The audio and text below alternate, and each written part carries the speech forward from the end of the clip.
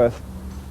A former MI6 man has admitted he was the mysterious fifth man in the spying recruited at Cambridge by the Soviet Union.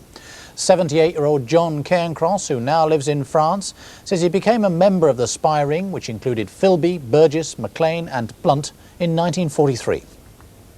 The wife of the British engineer Ian Richter, held in an Iraqi jail for 5 years, has called on Saddam Hussein to release her husband as a gesture of international goodwill.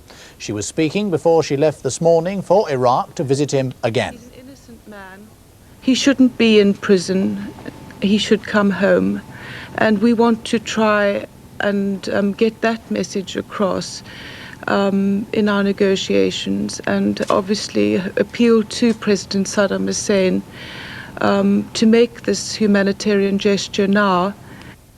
Now, with the day's sports news, here is Richard Bath. Manchester United are 4 points clear at the top of the First Division tonight on a day when 46 goals were scored in the First Division. United hit 5 of them against Luton. Hughes. Instant Giggs in support. Robson arriving. It's fallen for Paul Ince. And Manchester United are in front. Steve Bruce, successful 11 times from the spot last season, has missed one this. He's not missed that though.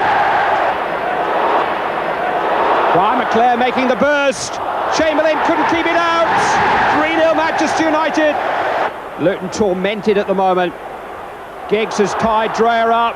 Hughes is there. McClare. Lovely pass from Hughes. McClare, who's on a hat-trick, don't forget. In towards Hughes. Gordon Strachan was making his 100th appearance for Leeds. He celebrated by setting up their winning goal against Liverpool.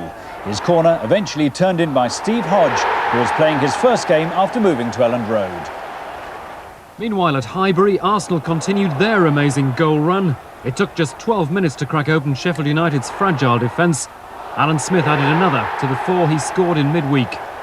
Dixon made it 2 with a penalty, then Groves took everyone by surprise and hit the 3rd. It was all over by half-time. Groves did all the work and Rocastle got a lucky break off a defender.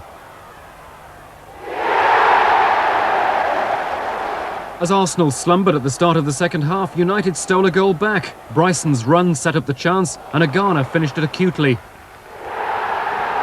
But Arsenal finally killed the game with a crisp strike from Campbell. It was Arsenal's 15th goal in 8 days. All that was left at the end was for Seaman to show why he's now England's number 2 goalkeeper. Everton's Peter Beardsley hit all 3 of his team's goals against Coventry. This was the best of them.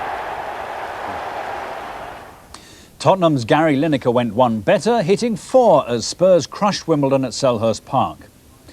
So Leeds are now second in the table, with Spurs suddenly appearing in the frame with 2 games in hand. Liverpool's defeat dropped them to 9th place. In Scotland, Rangers' 2-1 victory at St Mirren moved them into 2nd place, 1 point behind Hearts, who could only manage a 1-1 draw at home to Dundee United. Britain is back in the top flight of the Davis Cup nations after 4 years in the tennis wilderness. Jeremy Bates and Nick Brown won the match, which clinched it, and Britain took an unbeatable 3-0 lead against Austria. Their opponents, Thomas Muster and Gerald Mandel, had never played together before. Well, despite that, they took the first set. But then Bates and Brown drove home their advantage and took the next 3 sets to give the crowd just the result they'd come to see.